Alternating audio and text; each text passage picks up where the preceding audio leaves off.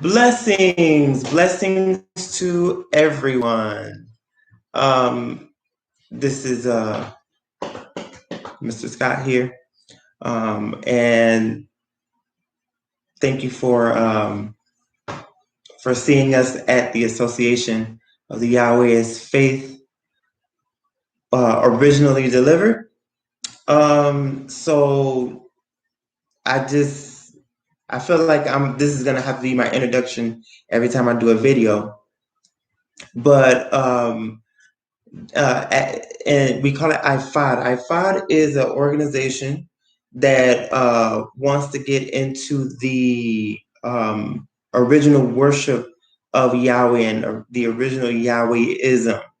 And most of it is biblical, but we like to do research. There's a lot of mixing and matching going on in the Bible. And so we can't just take the Bible at face value or the way it says things. We have to actually research it and see what was actually going on. So the last video I did, we talked about Jacob versus Israel, that Jacob and Israel are two different people.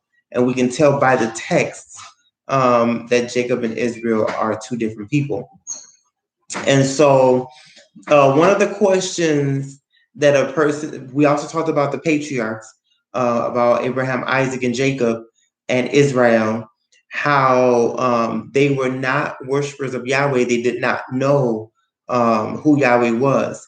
Exodus 6, verses 2 and 3 read like this. And God spoke to Moses and said to him, I am the Lord. I appeared to Abraham, to Isaac, and to Jacob as God Almighty, or El Shaddai. But by my name, the Lord, I was not known to them. So they did not know the name of Yahweh. They did not know the name of the Lord. What they knew was El Shaddai. And if you're current on archaeological finds, there was an important archaeological find that's called the Ugarit text. And the Ugarit text tells us about Baal worship and tells us who El is. El Shaddai, El Elyon, El Roi, those are all titles for one deity, El. Okay, and so the Ugarit text tells us that that El and Yahweh are two different deities. So if the patriarchs did not know who Yahweh was, how is it that Israel came in contact with the name of Yahweh and the worship of Yahweh? So this is one of the most important questions that we have to ask. And I remember when I asked that question, and everybody should already know it's a very easy answer. It's not a trick question. The answer is Israel came into contact with the name of Yahweh and with the worship of Yahweh through Moses. So one of the things I forgot to ask myself was, how did Moses come in contact with the name of Yahweh?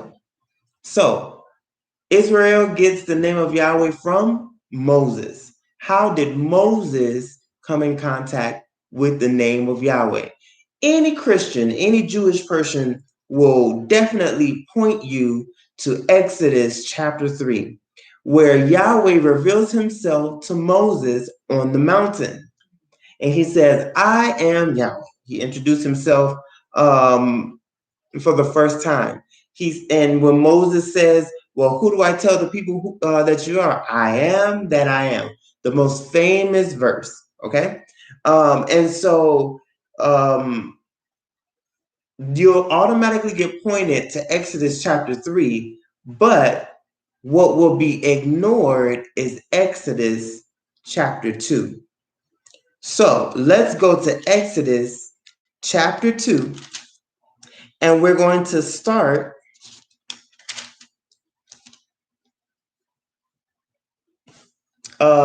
in what verse is that? 14.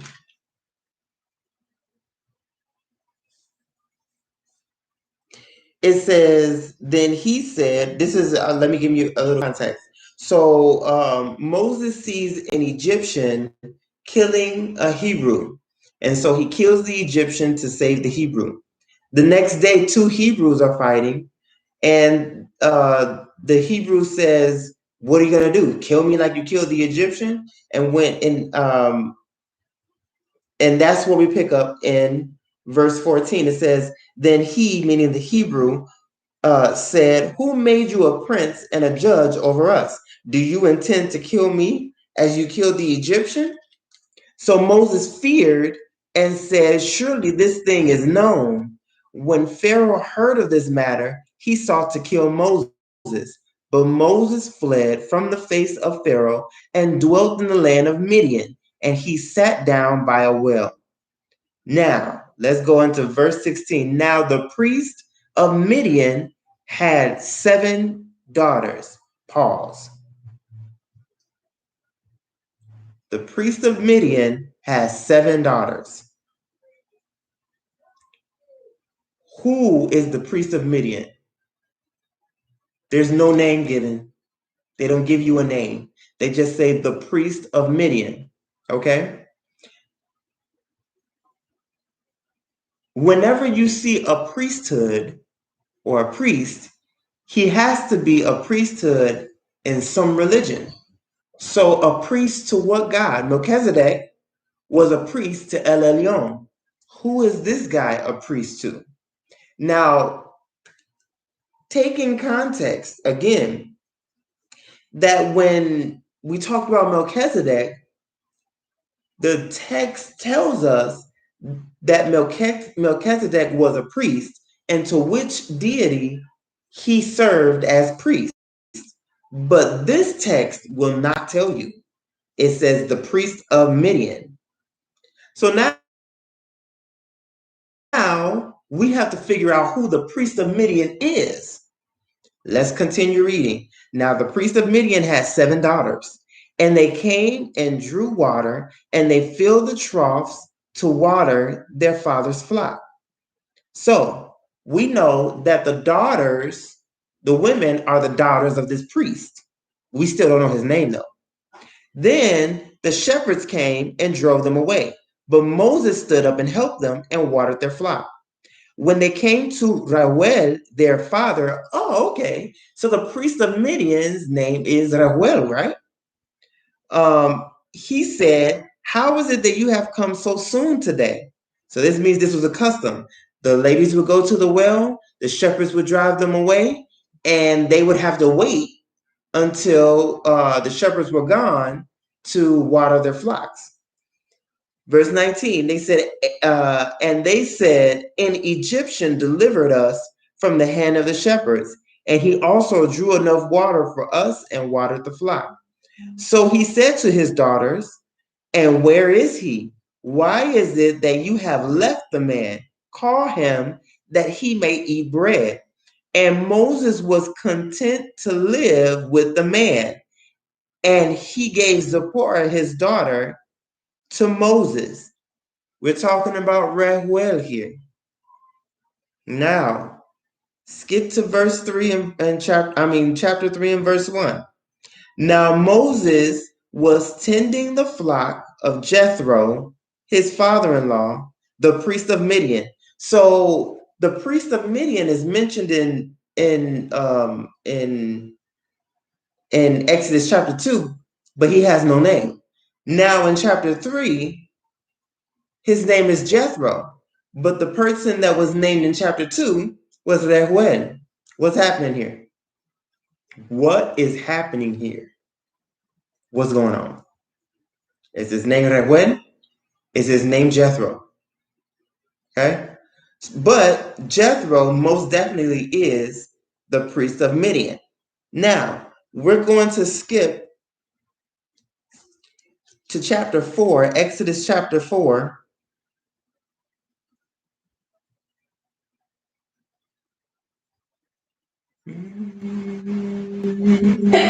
And we're going to go to verse 18. Exodus chapter 4 and verse 18. It says, So Moses went and returned to Jethro, his father-in-law. Okay, so Jethro is his father-in-law, right? Let me show you something interesting in the scriptures.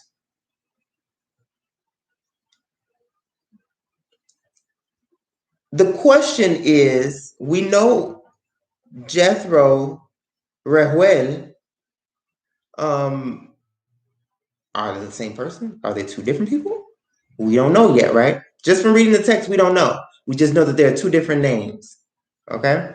So I'm going to go to my handy dandy search and I'm going to look up Moses' father-in-law.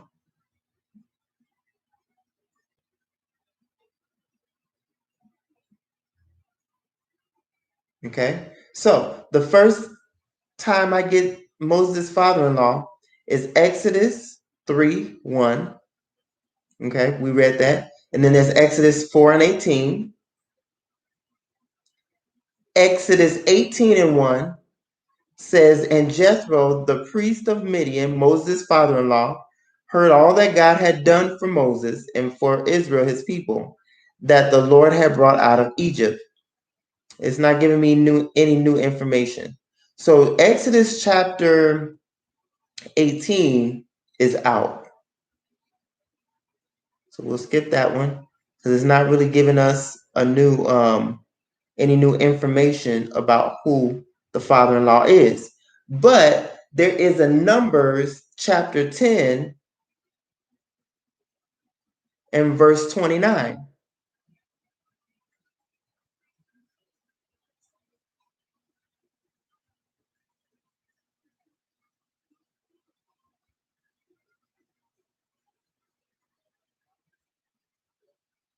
Okay, ready?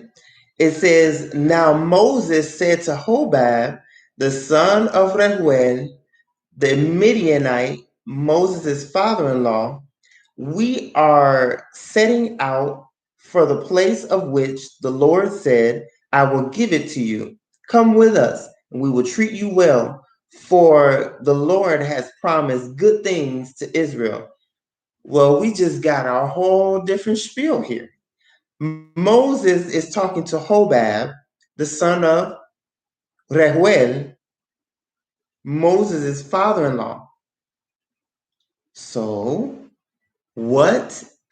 One thing we do understand that Moses' father-in-law has a father named Reuel. We understand that now, okay? But here it says his name is Hobab. So is his father-in-law's name Hobab? Or is his father-in-law's name Jethro? Let me help you understand it. Jethro means his excellence, his holiness. So that is a title, just like when you speak to a king, his majesty or your majesty, okay? Your holiness. Jethro is a title. Hobab is the name, okay? So Jethro is an Egyptian, it's from the Egyptian language. It's an Egyptian title, interestingly enough, okay? So here we see that that Hobab, Moses' father-in-law, is a Midianite. That makes sense, right? He's the priest of Midian, right? Jethro is the priest of Midian. He's a Midianite. But it doesn't stop there. There are other texts. There are other texts in the Bible that talks about Moses' father-in-law. Ready? Judges chapter 1 and verse 16.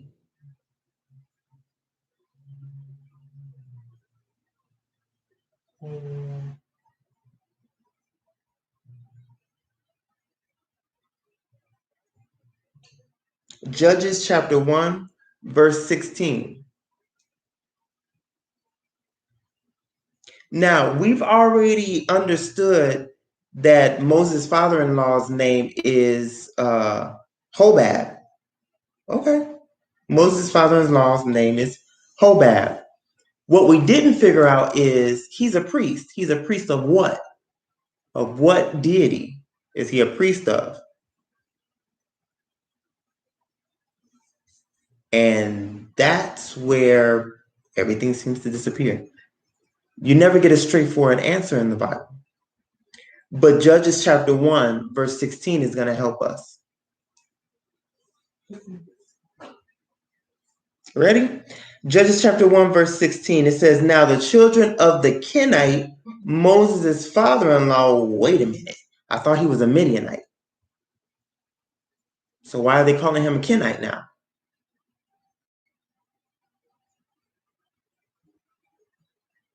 Is he a Midianite? Is he a Kenite? Most people will say that the Kenites are a tribe of Midian. There's no evidence of that. But we do know that Moses' father-in-law was living in the land of Midian. Most of the books of the Bible seem to establish that. And again, in Judges chapter 4, verse 11, it says, now Heber, the Kenite of the children of Hobab, the father-in-law of Moses, had separated himself from the Kenites. So again, this is the same book. Don't know if it can be considered two different testimonies. It's the same book written by the same person. So Moses' father-in-law is considered a Kenite. Okay. The question is, who are the Kenites? Remember, we still haven't established who is the priest of. We understand who he is. We haven't established what deity he is the priest of. Kenites. So if we go, let's look in our handy dandy search, and you will look up Kenites.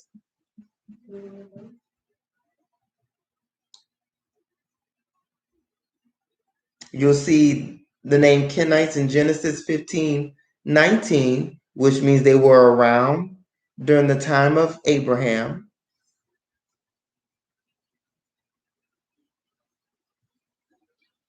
So they're older nation.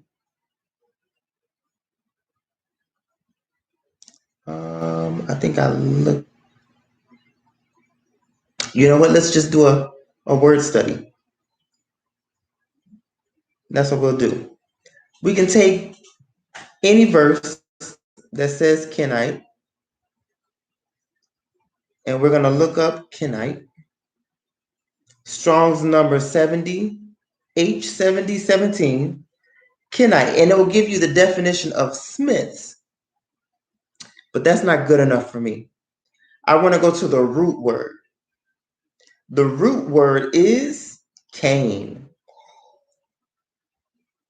So the Kenites are the children of Cain.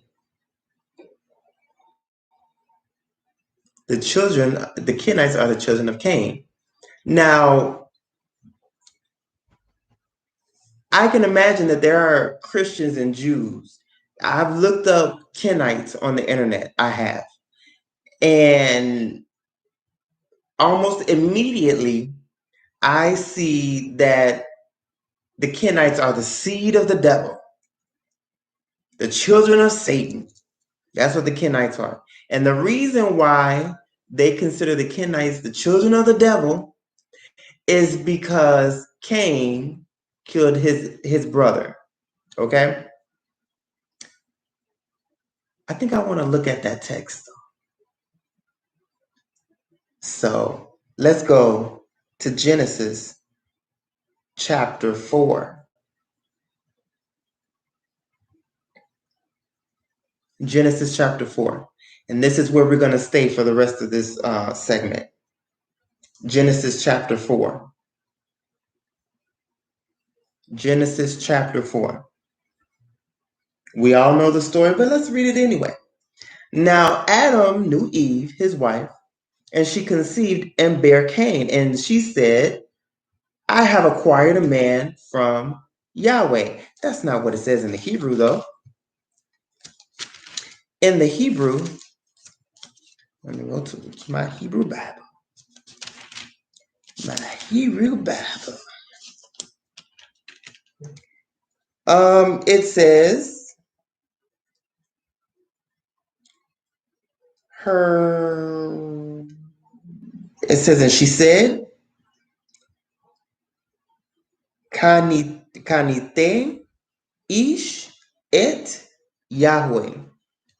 What does she say? What does that translate in Hebrew? It translates as, I have acquired a man with Yahweh. I have acquired a man with Yahweh. So, Cain means acquired, okay? It means bought. So, Eve thought that Yahweh had given her a man because she was faithful or something like that. So, I have acquired a man with Yahweh, or I have acquired a man who is Yahweh, okay? So, she thought that he was a man of Yahweh. But then verse 2, then she bore again, this time his brother Abel. Now, notice that Abel, she didn't really say anything when Abel was born. I think that's kind of the effect of the firstborn, right? Oh my God, I had a son. I had a son. I had a child. This child is going to be great, okay? But I want you to see the meaning of the name Abel. Oh no, you know what? I'll leave that for later. Okay. Okay. And then it says, now Abel was a keeper of sheep, but Cain was a tiller of the ground. And in the process of time, it came to pass that Cain brought an offering of the fruit of the ground to Yahweh. Okay. So we were talking about the Kenites. We're trying to figure out, who do the Kenites worship? Moses' father-in-law is a priest, but it doesn't say a priest of what? A priest to what deity? But here, if we understand that the Kenites are the children of Cain, Cain is giving his offering to Yahweh. That's what it says there. That's what the text says, right? So who are the Kenites worshiping? Yahweh. You don't believe me, right? Okay, let's just keep reading. Verse 4, Abel also brought of the first fruit of his flock and of their fat. And the Lord respected Abel and his offering, but he did not respect Cain and his offering. So the question always is, why is it that Yahweh respected Abel's offering and not Cain's offering? That's the question that everybody asks. And the answer that they will give is, Cain offered it in pride. He was the firstborn. His mother thought he was going to be great. So he was probably spoiled, right? He was probably really proud. The Bible does not say that, though. That's just a speculation. And sometimes you have to get away from speculation versus scripture. If it's not in the scripture, it's just somebody's opinion. It's not true, right? Let's keep going though. Verse 5, and Cain was very angry, and his countenance fell. So the Lord said to Cain, why are you angry? And why has your countenance fallen? If you do well, you will not be accepted. Oh, I'm sorry. If you do well, will you not be accepted? And if you do not do well, sin lies at the door, and its desire is for you, but you shall rule over it. Now Cain talked with Abel his brother, and it came to pass when they were in the field that Cain rose up against Abel his brother and killed him. Then the Lord said to Cain, where is Abel your brother? He said, or Cain said, I don't know. I'm not my brother's keeper. How am I supposed to know where he is? Why do you expect me to know? I don't know where my sister is, right? I don't know. So, verse 10. And Yahweh said, what have you done? The voice of your brother's blood cries out to me from the ground. So now you are cursed from the earth, which has opened its mouth to receive your brother's hand from your brother's blood from your hand. When you till the ground, it shall no longer yield its fruit to you. A fugitive and a vagabond you shall be on the earth. And Cain said to the Lord, my punishment is greater than I can bear. Surely you have driven me out this day from the face of the ground. I shall be hidden from your face.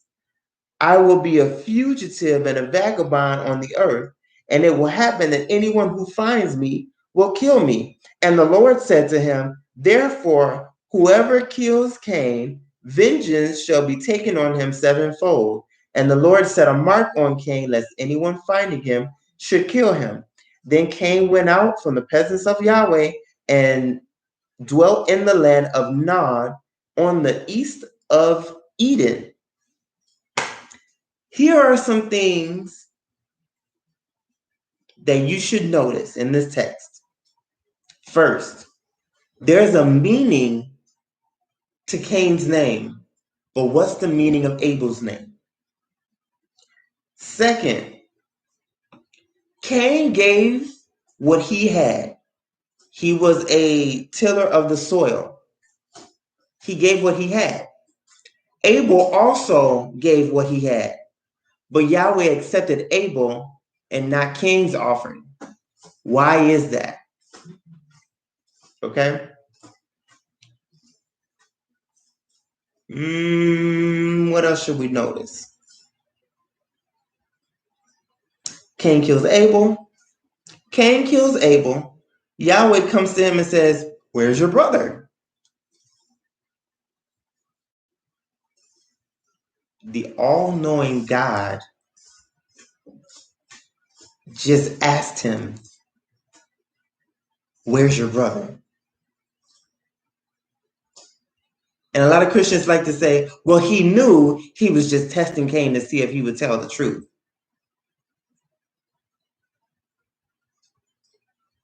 Seems kind of redundant, right? Why would you ask a question you already know? Anyway, wait a minute. It goes on. Yahweh asked Cain, where is his brother? He already knew where he was, according to Christianity and Judaism. He already knew where he was. He was just testing him. Wouldn't he have known that Cain was going to lie anyway? He knows everything, right? Okay. You're going too far, brother. Okay. All right. So when Yahweh finally understands, he gets his information from the earth. Interesting. The earth is crying out because of this blood that's on the ground and that the body had to be received. So Yahweh finds out from the earth, he had to go investigate, which is interesting to me. Yahweh has to go investigate and finds his brother's blood is crying from the ground. And so when he finds out that that Cain killed Abel, he curses him, or he curses. Ooh, this is something we should notice. Yahweh curses the ground. He does not curse Cain. But wait a minute. In Genesis chapter 3, didn't Yahweh already curse the ground? Because of Adam? So you cursed it twice. There's two of the same story. The ground was cursed twice. Okay, that's another thing to notice. Second, Yahweh tells Cain his punishment, and listen to Cain's response. And Cain said to the Lord, my punishment is greater than I can bear. Listen, understand this. Cain is speaking with Yahweh, and Yahweh is speaking with Cain. So what does that make Cain? A prophet.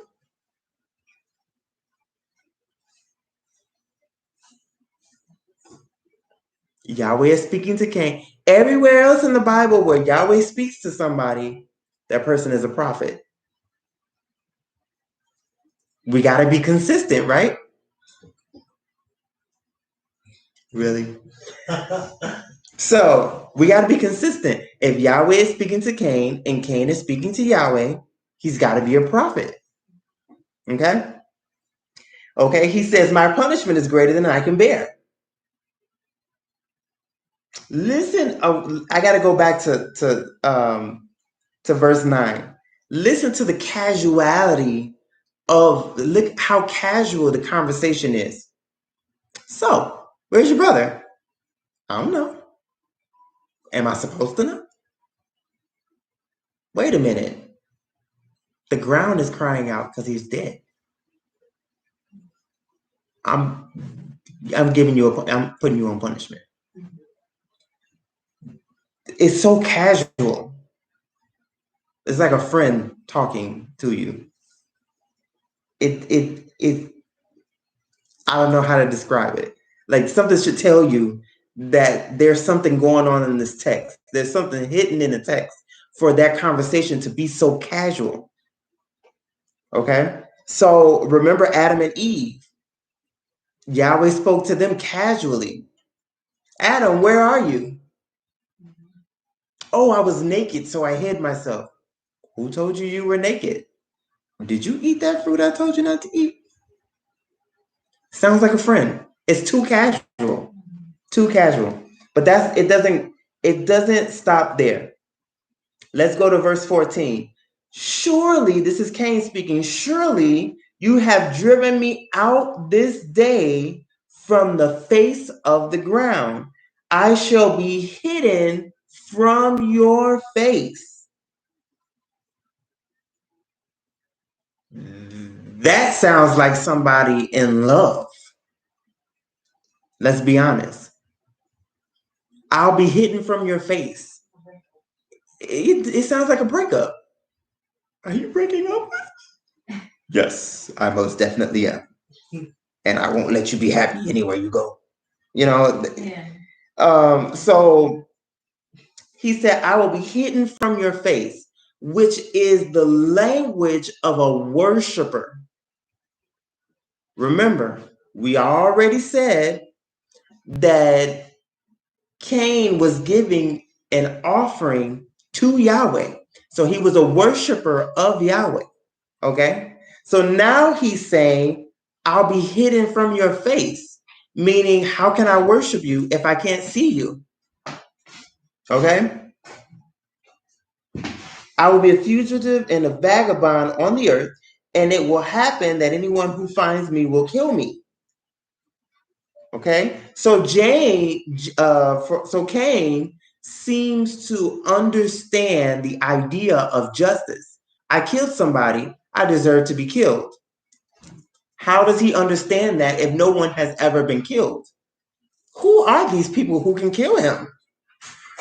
That's something worth asking. Who are these people who can kill him? There's only, 4 people on the earth, right? Who can kill him? His parents? Okay. But, verse 15, and Yahweh said to him, therefore, whoever kills Cain, vengeance shall be taken on him sevenfold. Wait a minute. It says, and the Lord set a mark on Cain, lest anyone finding him should kill him. Wait a minute. Something's not right. He just killed the person. He just killed your favorite worshiper. And you're going to protect him and put a mark on him so that nobody can kill him? You're protecting a murderer. It does not sound right. The whole text, when it goes on the microscope, doesn't sound right. It doesn't fit. Therefore, whoever kills Cain, vengeance will be taken on him. Why vengeance? What is it about Cain that if somebody kills him, Yahweh will be upset? Why would Yahweh be upset for killing if the person who killed his favorite worshiper got killed? It doesn't make sense.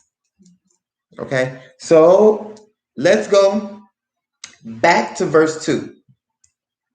And as promised, we're going to look up the name Abel. Who is Abel? What's so important about him?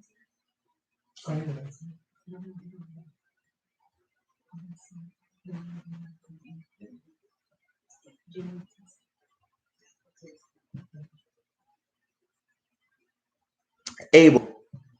So the Strong's number is H1893. Abel. They like to put the nice uh they like to put the nice meanings at the beginning. So it says breath, breathing, a breath of the mouth. But when you go down a little bit further, you'll see that I like this. Okay, commonly used of anything transitory, evanescent, and frail. And it quotes, "For my days are a breath," Job 7:13. Proverbs 13:11. Riches vanish more quickly than a breath. Ecclesiastes 11:10. Childhood and youth are vanity. Okay, so hence arises the signification something vain and empty. So Abel means something vain or something empty. Vainly or emptily. Okay. All right. So you guys know I'm not content with that. I'm going to go to the root word. Haben is the breath. Okay. The root word is habal. Habal, to breathe, to exhale, still vain, to act or speak vainly, to have a vain hope. But this is the one that really got me. This definition: to seduce to vanity, which means to seduce to the worship of idols. We have to go back through this story. We have to go back to this story and let's look at what Abel does in the story. So it says, then she bore again, Genesis chapter 4 and verse 2. Then she bore again, this time his brother Abel. Now Abel was a keeper of sheep, but Cain was a tiller of the ground. And in the process of time, it came to pass that Cain brought an offering of the fruit of the ground to Yahweh. Abel also brought of the firstborn of his flock and of their fat. And the Lord respected Abel and his offering, but he did not respect Cain and his offering. So the first thing that Abel does, the first significant thing that Abel does, is that Abel gives a blood sacrifice. Abel gives a blood sacrifice. So what is the purpose of Abel? His first purpose is to make us to believe that blood sacrifices are more acceptable to Yahweh than plant sacrifices. Cain gave a plant sacrifice. It was all he had according to the text. But Abel killed the animal and gave the fat to Yahweh. And Yahweh loved that more than the plant sacrifice. If you understand that this idea is in scriptures, you'll understand that's Abel's purpose: to seduce to the worship of idols, to seduce to vanity. Okay? So, when we talked about Israel versus Jacob, we gave all the texts that prove that Yahweh doesn't like sacrifices. He's never liked sacrifices. Throughout the Old Testament text, there's a consistent there's a consistent line that's told that Yahweh continually says, and people who worship Yahweh say, Yahweh doesn't like sacrifices. But now, remember, it's all over the scriptures also that Yahweh doesn't like the shedding of innocent blood. Okay? So, Abel introduces the idea not only of animal sacrifices, but of animal sacrifices being more pleasing than plant sacrifices. Okay? That's the first thing. What is the second thing that Abel is well known for? The fact that Cain kills Abel. So now, number two, Cain is a murderer because of Abel. Who's going to worship the God of a murderer? Hence the reason why Abel's name means to seduce, to vanity, to seduce, to the worship of idols. Just in case you guys didn't understand where I was getting all this from, again, I always recommend Blue Letter Bible. And when you go and you look up the word, you have the Strongs, everything that has to do with the Strongs, and then you have this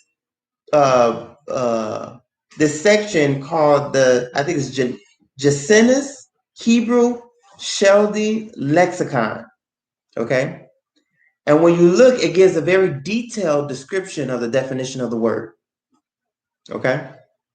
Okay. And this is why I'm getting all this. So when you look up the word Abel, you'll see about the breath and the vanity and all of that stuff. Okay.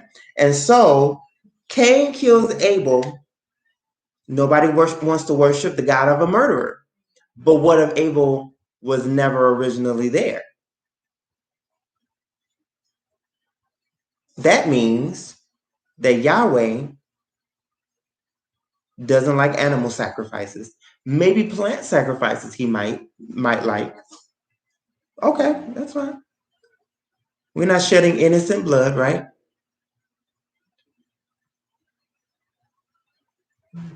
You know what? I want to read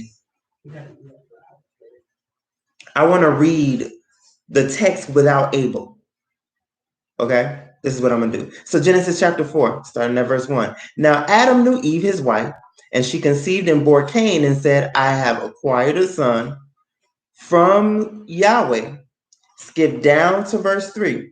And in the process of time, it came to pass that Cain brought an offering of the fruit of the ground to the Lord.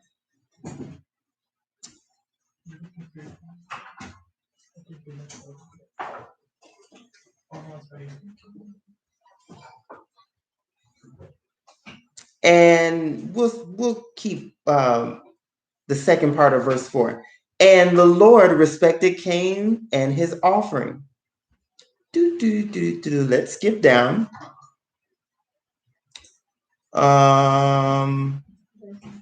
And verse 15, the last part of verse 15. Oh no, verse 15. And the Lord said to him, therefore, whoever kills Cain, vengeance shall be taken on him sevenfold.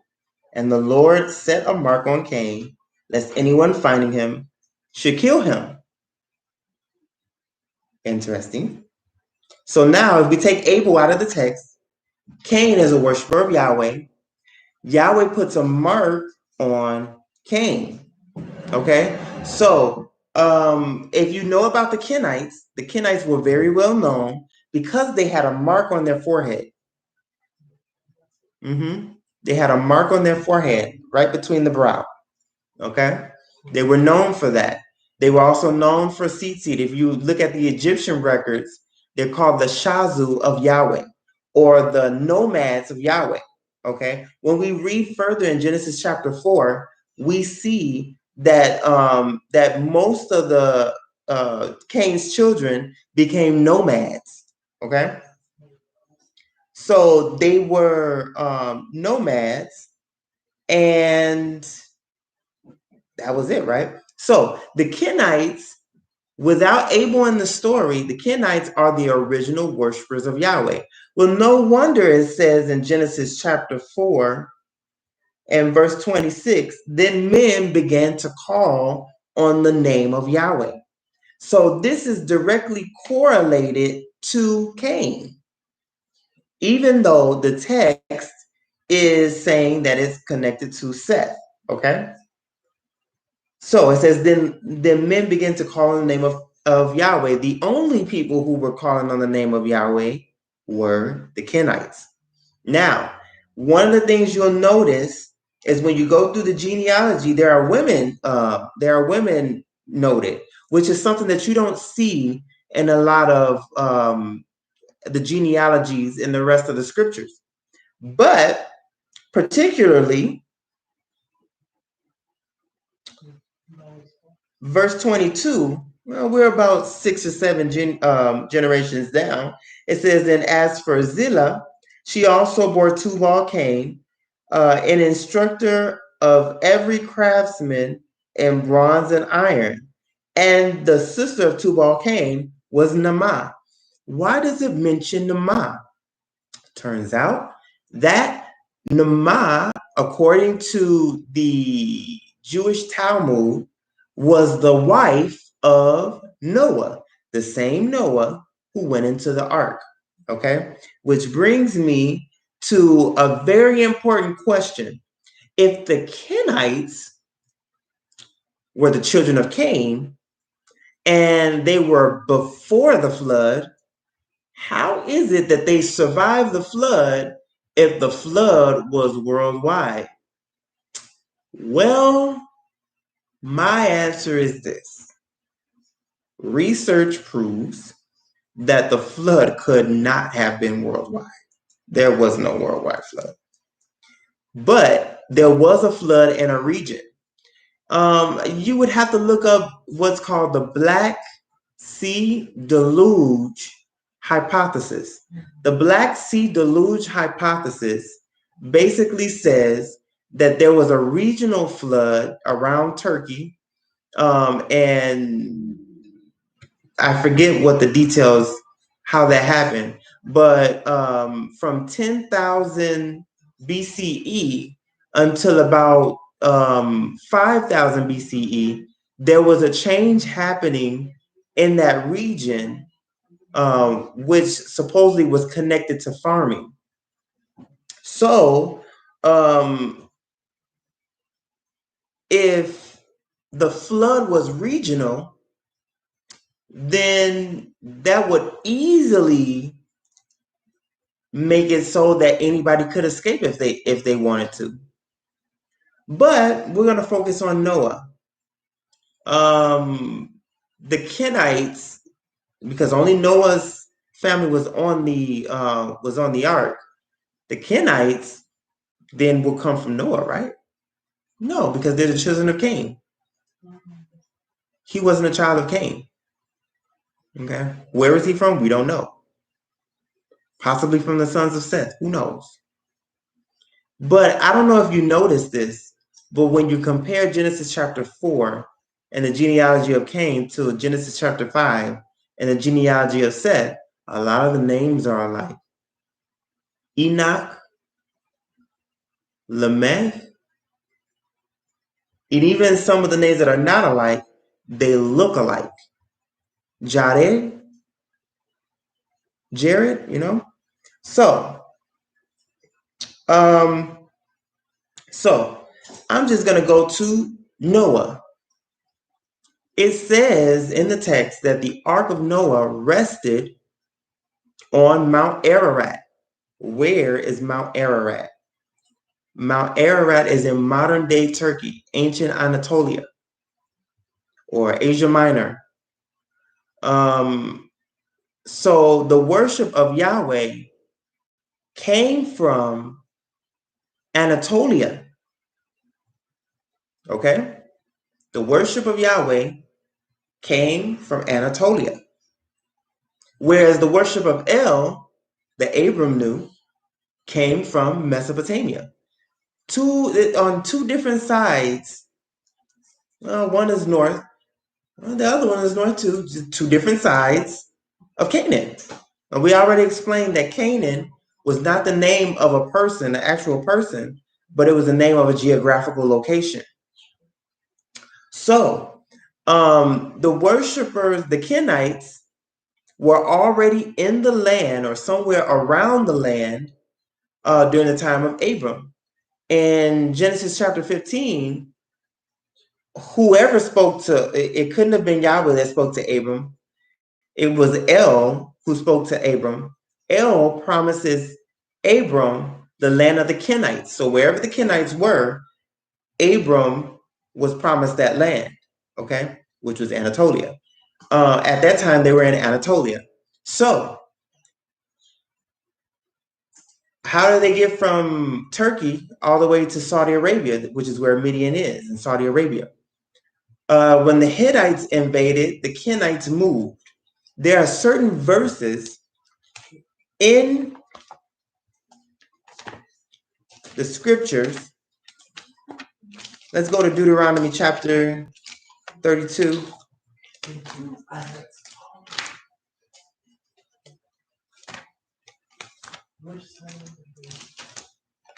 Deuteronomy chapter 32.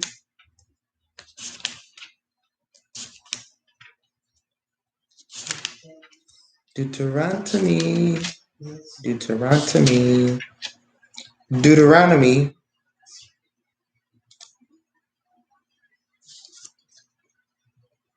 chapter 32.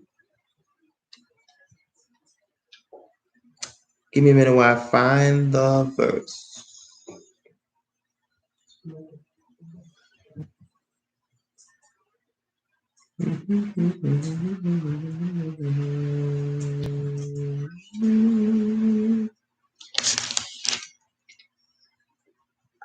Just in case you didn't notice, I wasn't planning on getting into this. Okay, it's chapter 33, sorry.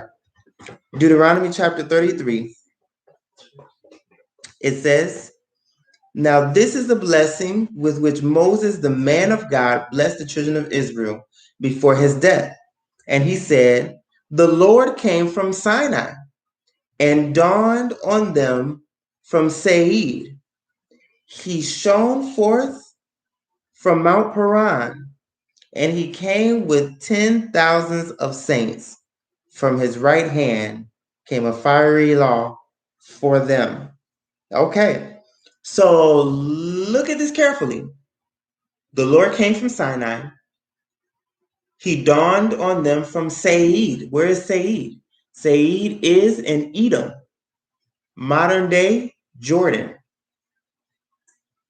and Mount Paran, which is also in Edom. So this text tells us that the Edomites were worshiping Yahweh. There were Edomites worshiping Yahweh before. Midian is also in Saudi Arabia. So there were Midianites and Edomites, or there were Kenites in Midian and Edom before they came to Israel. Okay? Where did Moses meet his father-in-law? Met him in Midian. Okay? So before Israel comes in contact with the name of Yahweh, the region had already come in contact with the name of Yahweh because the Kenites were in Midian. They were also in Edom before they had contact with Israel. Okay? So Jethro is a Kenite who is living in Midian. Okay? Who is, what priesthood is he? The priesthood to the deity Yahweh. So Moses received the worship of Yahweh. Now I have to explain this, okay? Just in case you don't get it. Moses married a Kenite. Moses married a Kenite and lived with her father and kept his sheep for a number of years.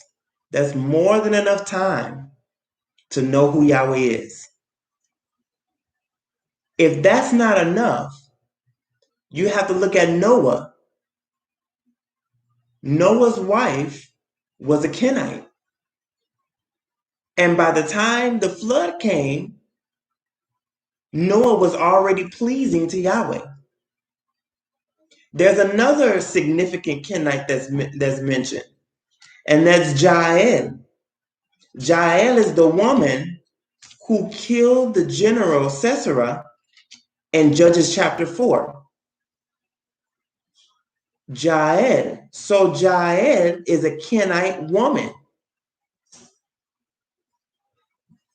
You can tell that there's a strength in the Kenite women.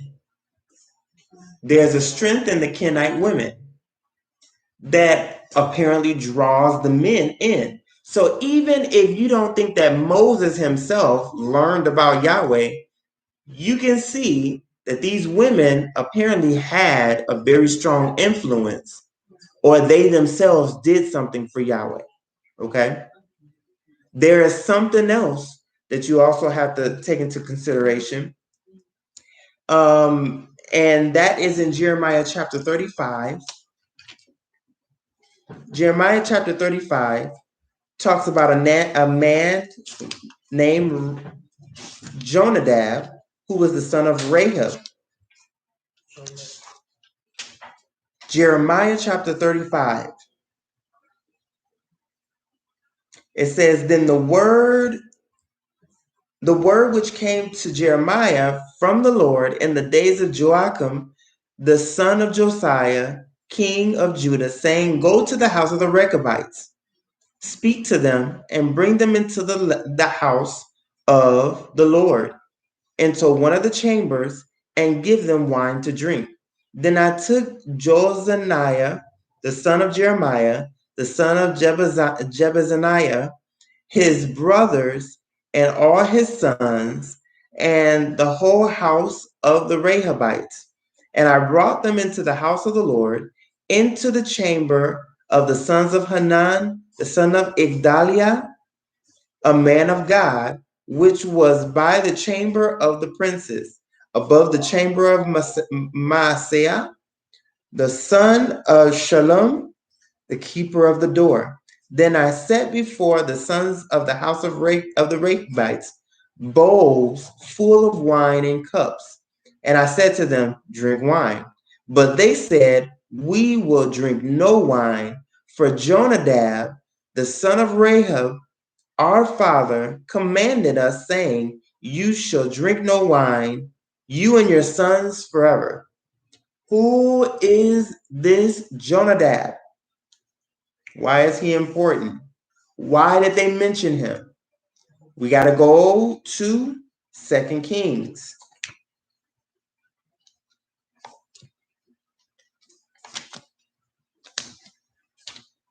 Let's go to First Chronicles first.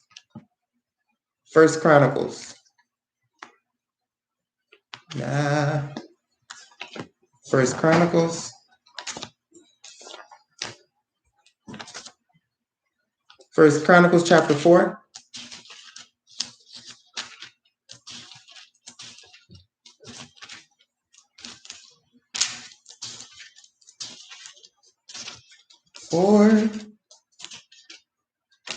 And verse 20. You guys should probably know this one. Chapter 4. Nope, not verse 20. Verse 9. Now Jabez was more honorable than his brothers, and his mother called his name Jabez, saying, because I bore him in pain.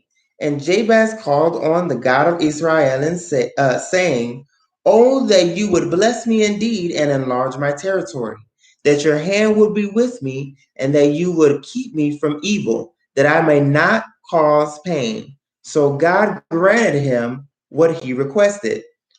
If you look at the context, this guy and the mention of this guy is so random.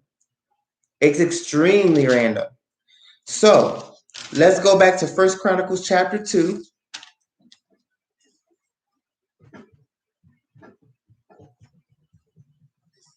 First Chronicles chapter 2, and we'll look at verse 55.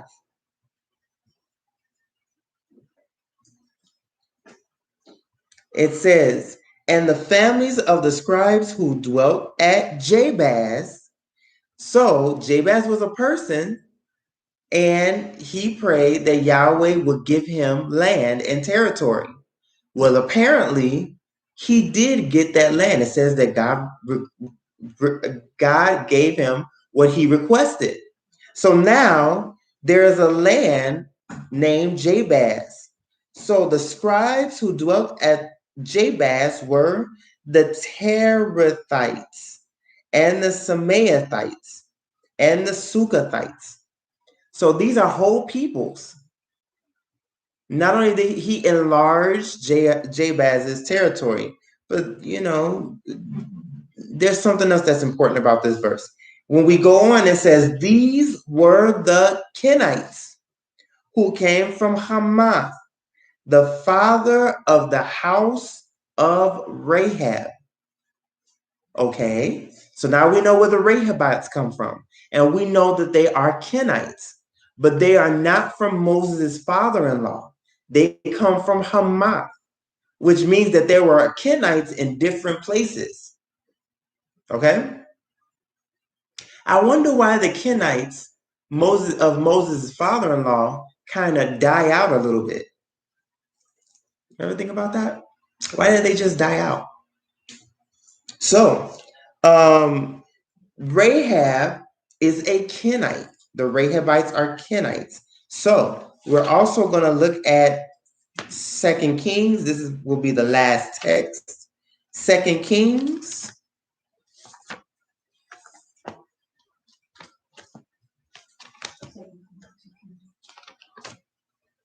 2 Kings.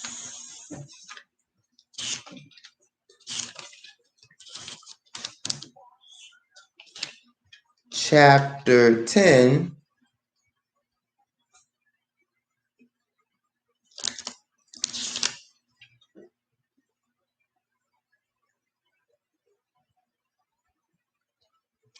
And we're going to start at verse 15. 2 Kings chapter 10 and verse 15. So just so you can understand, God anointed a guy named Jehu to be king of Israel. He also anointed Jehu to kill the house of Jezebel. So he wipes out the house of Jezebel. And then when we get to verse 15, 2 Kings chapter 10, verse 15, it says, now when he departed from there, he met Jehonadab, the son of Rahab. Just so you guys know, Jehonadab and Jonadab are the same name. Jonadab is a short form. Jehonadab is a long form. Okay? They both mean the same thing. So Jehonadab, the son of Rahab, coming to meet him. And he greeted him and said to him, is your heart right as my heart is toward your heart? Now, what does that mean? He didn't say shalom, first of all. He said, is your heart right? Like my heart is towards yours? What does that mean? He's asking, are you in agreement with me? Are we thinking the same thing? Are you in line with my plan? Who wouldn't be if you were a worshiper of Yahweh in the time of Jezebel? Jezebel was killing the prophets. Rahab is a Kenite. He's a worshiper of Yahweh. They were probably getting killed too or persecuted. So Jehu asked, is your heart right? Like my heart is towards yours? That could also mean I have compassion for your cause. So what did Jehonadab say? And Jehonadab answered, it is. So Jehonadab was coming to meet him. Why was he coming to meet him? Because he was in agreement. Now, let's keep going. This is very significant. Jehu said, if it is, give me your hand. So he gave him his hand. Jonadab gave him his hand, and he took him up into his chariot. Then he said, come with me and see my zeal for Yahweh. It looks like Jehu has something to prove here. Jehu's trying to prove something. Yeah, I worship Yahweh too.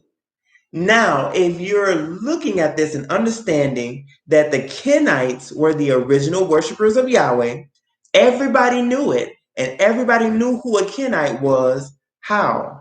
Because of the mark that was between their eyes. So the Kenites had a reputation as the original worshipers, the correct worshipers, the original worshipers of Yahweh. Okay? So he says, come with me and you'll see my zeal for Yahweh. What does he do? It says, so they had him ride in his chariot, verse 17, and when he came to Samaria, he killed all who remained to Ahab in Samaria, till he had destroyed them according to the word of Yahweh, which he spoke to Elijah. So the first thing he's doing is he's fulfilling the prophecy of Yahweh. Yeah, you see how zealous I am for Yahweh? I'm going to fulfill the word just like the prophet said, okay?